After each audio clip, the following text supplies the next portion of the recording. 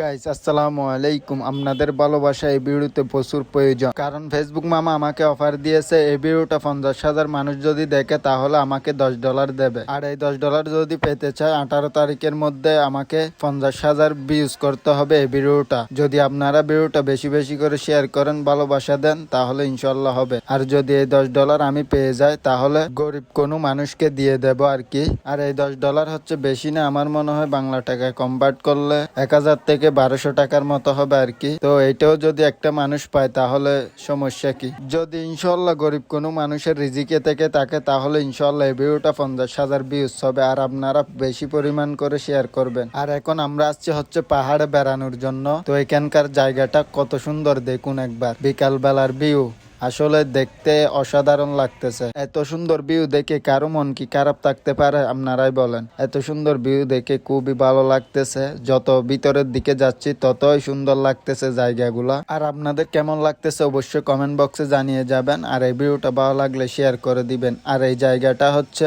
মক্কারও বাড়ি বলে আর কি। আর আমাদের সাতকানিয়ার আগের এমপি ছিল না নদবীর বাড়ির পাশ দিয়ে যেতে হয় আর কি। এই জায়গাটা অনেকে চিনে অনেকে চিনে না। এই জায়গাতে আসলে আপনার মন একদম ভালো হয়ে যাবে। দেখেন কত সুন্দর ভাবে গরু আসতেছে পাহাড় থেকে, বিকাল বেলা নিয়ে আসতেছে আর কি। সকালে তাদেরকে নিয়ে যায় আর বিকাল বেলা তাদেরকে নিয়ে আসে গরুগুলা। তো আজকের ভিডিও এই পর্যন্ত। সবাই ভালো থাকবেন, সুস্থ থাকবেন, আল্লাহ হাফেজ।